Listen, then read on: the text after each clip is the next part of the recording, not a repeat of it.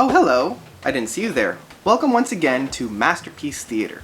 Those albums which I feel have either made their mark on the music scene, those albums that I wish to talk about that haven't had the full recognition, those albums that have the full recognition that I feel I want to talk about, or those albums that have presented something really unique to the musical landscape. And today we're going to dive into one of my favorite albums, Tool's Lateralis.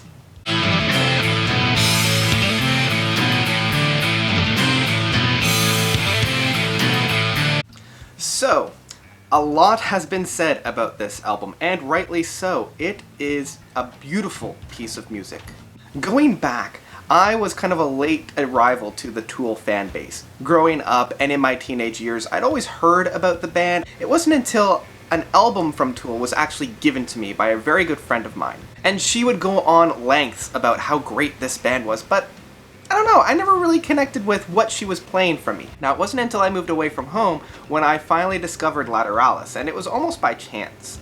This was when I was experiencing a little bit of inner turmoil, being on my own for the first time, not really connecting too well with people. And so I took a trip back to some of those songs that I felt were a little bit more aggressive, a little bit more powerful. And Tool was one of the first bands that came to mind. Right from the get-go, I was blown away. I don't know if it was just the combination of the right place at the right time with the right music, but something happened that just made me melt when I listened to this. So let's dive in track by track of Lateralis. And before we get started, again, I know this is a huge segue, but there are myths and legends about this album, about the order of which you're supposed to listen to it.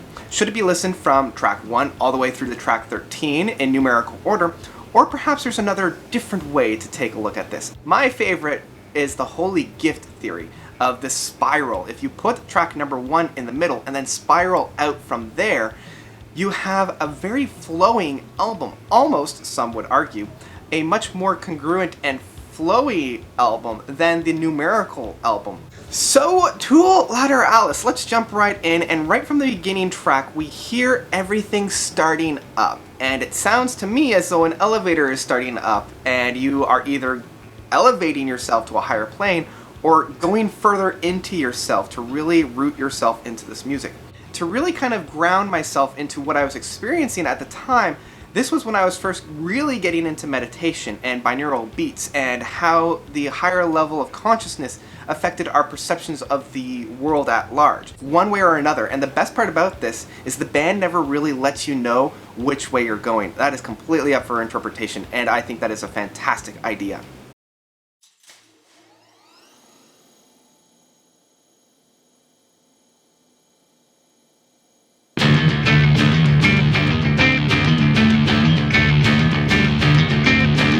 I like how it gets faster and faster within one part of that beat, much like a spiral going down. And this is a concept that is very evident in this album, of that complete circle spiral that goes on. And it's introduced right in the first track. All and everything, unable to forgive the scarlet letter.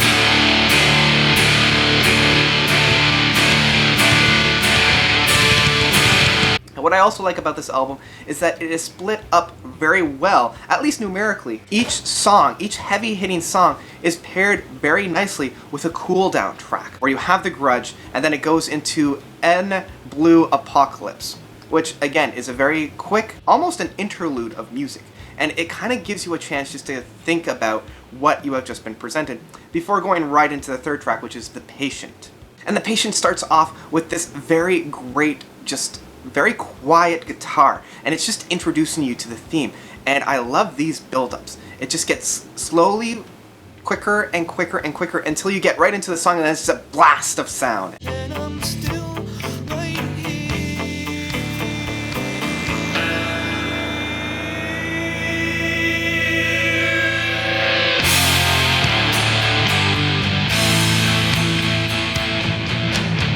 Where even though we are presented in this kind of post-grunge type of post-metal type of sound, everything is still crisp and clear in all the instrumentations. After The Patient, we come into Mantra, and this is just a weird overall lapping of sounds. I don't even know how they're able to create some of these noises.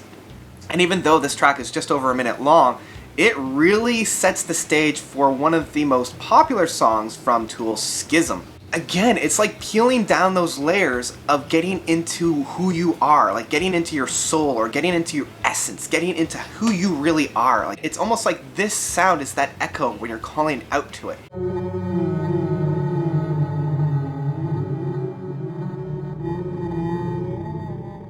And of course, then we come into Schism. It is a great showcase of just how they're able to structure a song in a complex time where everything works. Many times bands will try to do a very strange time signatures like a 5/8 or 7/10, but it only shows that they're able to do these good soundscapes. They're not really good at delivering good music. But with Tool, they're not able to use this technique, but to really enhance the song, to really feel like something's not quite right with this time signature. And that is perfect for Schism. I remember speaking with one of my good friends about this song, and he always pictured like this black monolith with giant arms just punching this puzzles, swearing to itself, I know that the pieces fit, because I saw them all there. And he's trying to push these pieces into place, and it's like that forceful will of trying to get everything back into its right place, but it's not quite fitting. And that is really emulated with the time signature going on this song, and it just works so perfectly. I've done the math enough to know the dangers of a second guessing. After Schism, we come into Parable and Parabola. It's almost as though Parable is much like the overture of the song. We're given the themes, we're given the structure of the song. And then Parabola is just playing with that and just really pushing it through.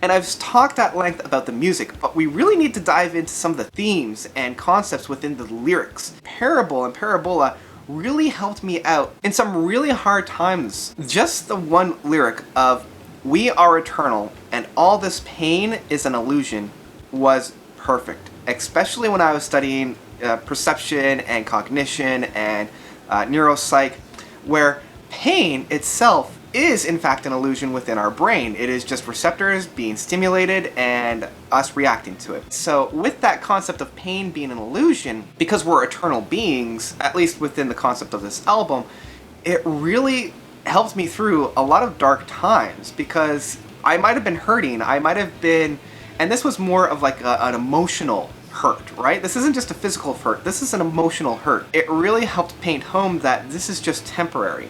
This is just in the now. In a few years, because time is really irrelevant when you're an eternal being. That was a really great concept, and the music that is paired with it flows perfectly with this concept, especially the ending of the song. Embrace this moment, remember we are eternal, all this pain is an illusion.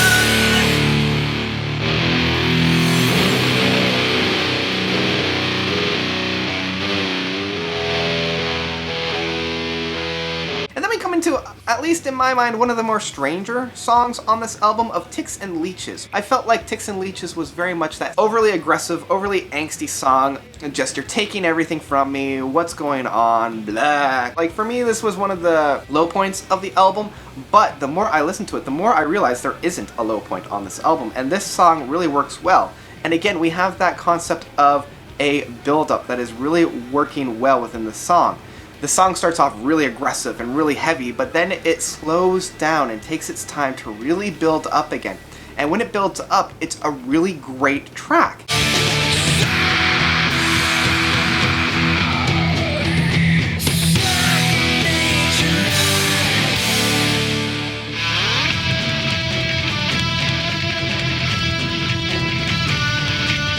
After Ticks and Leeches, we'll get to the track right after that. I'm going to spend some time really diving into that track.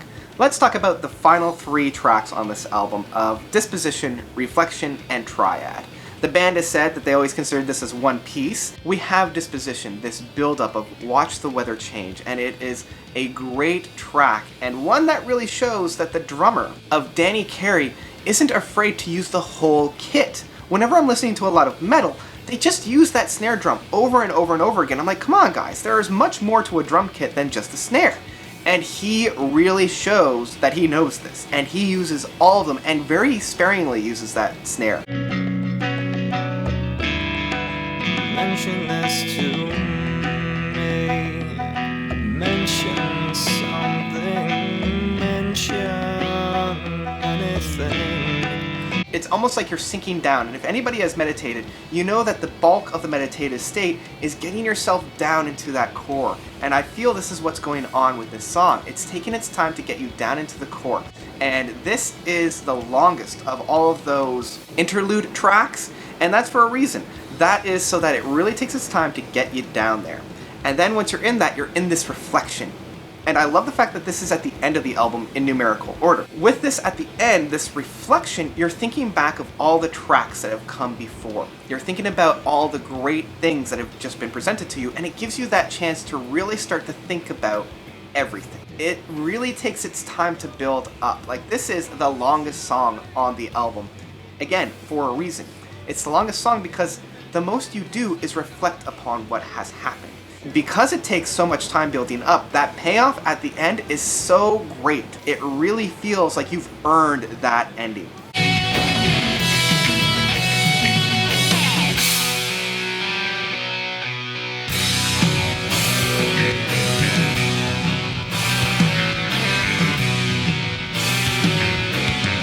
And then finally we get Triad, which is just the instrumental of Insanity. And this is, again, after reflecting, you are moving on from that, and you've discovered wherever you are within your own life and within your own presence of the whole grand scheme of things. And Triad really allows you to just express. Everybody's coming together on this song, and it is a great closer.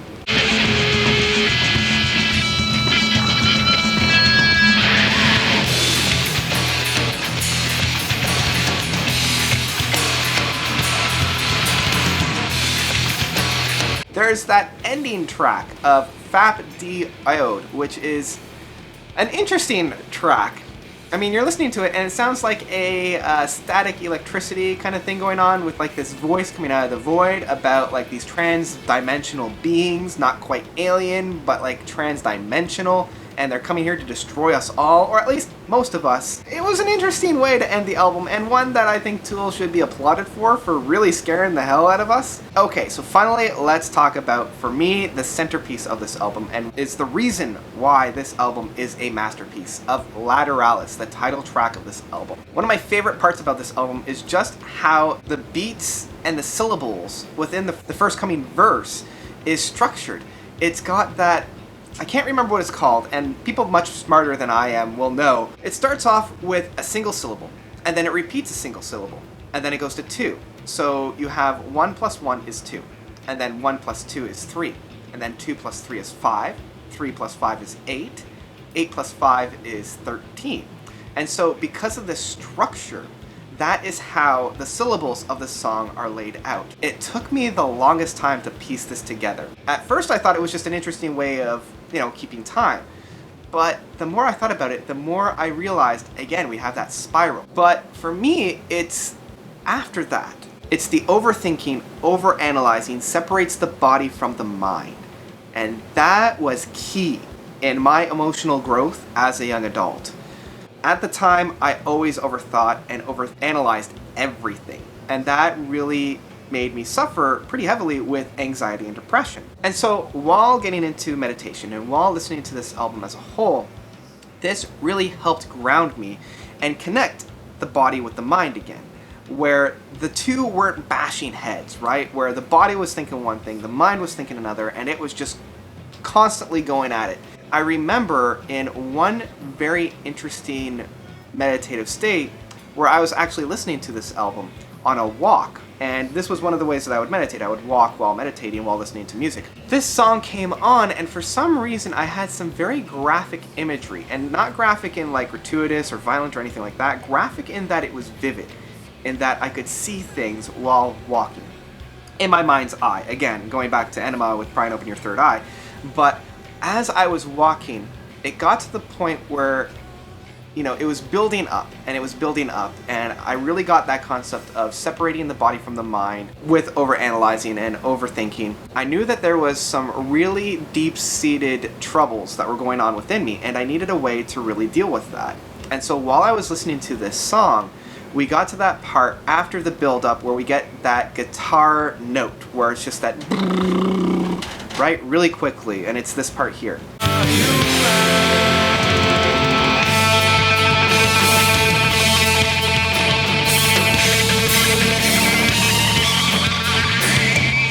And so while I'm listening to this, something within me started to come out. And again, this was all in my third eye, and it was this black, liquidy, oily substance that was just getting ripped out of me. And I could tell, I don't know how, but I could tell that this was some part of that mental anguish that I was feeling at the time. It was just slowly coming out, and if you listen, there's more going on in the background. And near the end, you have like this yelling going on, like this Wah!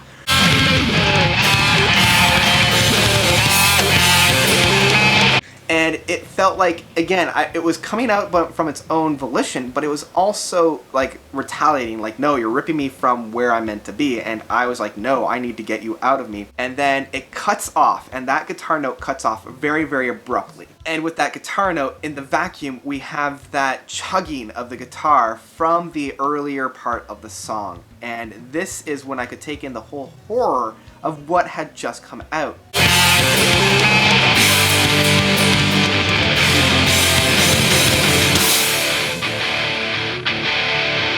It felt like this giant, massive beast, this eyeless form of just maw and claws and growth was there, and it was staring me down, and it was kind of terrifying. Then we hit this note.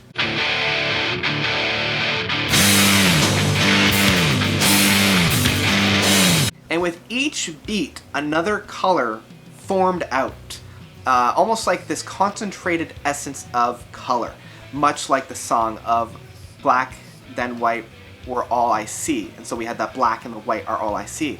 Then red and yellow came to be, reaching out to me, let me see. And this really encapsulates what I was feeling at the time. And when that note hit of that boom, boom, boom, more colors came out and started circling this giant beast. And at this point, the lyrics that come about were just perfect. With my feet up on the ground, I lose myself between the sounds and open wide to suck it in. I feel it move across my skin. We'll ride the spiral to the end and may just go where no one's been. Spiral out. Keep going. That perfectly summed up what was going on. I saw this monster and all these colors that were surrounding it. As the piece grows, with each passing lyric, the sound gets bigger and more destructive. And it was with this that it started to really tear apart this giant beast that was in front of me. With each kind of boom, it was making another strike against it. And finally, when it was saying spiral out, keep going, that's when I realized I had to act as well. And that's when I started to just unleash upon this giant beast. And by the end, there was nothing left of that beast which had come out of me. It was that spiral out, keep going that really helped center me down and just destroy whatever that was. After that, I felt so relieved. And of course, then we went into disposition, reflection, and triad, which just kind of let me take stock of what had just happened. And so every time I listen to Lateralis, my mind goes back to that moment. It was one of those perfect musical moments where you are at the time was influenced by music to such an extent that it almost changed you, like changed right down to your core. And that's really what happened with me with this song. Because of that, I can't help but love this album with my entire being. And every time I listen to it, I just have an amazing time. Like when I have a really hard time going at life, I will turn to this album and guaranteed it will help me through it. With the concepts of this album, with the music of this album, and with the amount of thought put into this album, and the thought that you can put into it yourself and get something new out of it, it's for that reason that this album is an absolute masterpiece. We're not worthy! We're not worthy! We're not worthy! We're not... And that's really all I have to say about Tool's Lateralis. Well, I mean, I could talk endlessly about this album, but I have some exciting news for you guys. Haken has just announced their release date for their 4th studio album. Leading up to that, and as a celebration for that, I'm going to be reviewing each of their studio full-length LPs, starting with Aquarius. So look for that coming very soon for you guys. And that is about it. What do you guys think about this album? Let me know commenting below. I know there's a lot to talk about, and I love to hear what you have to say. Whenever I see a new thread about Tool's Lateralis, I have to read it because there's so much to talk about with this album. And that's about it. Alright, thank you guys so much for watching, and stay tuned for those Haken reviews. Alright, notes out.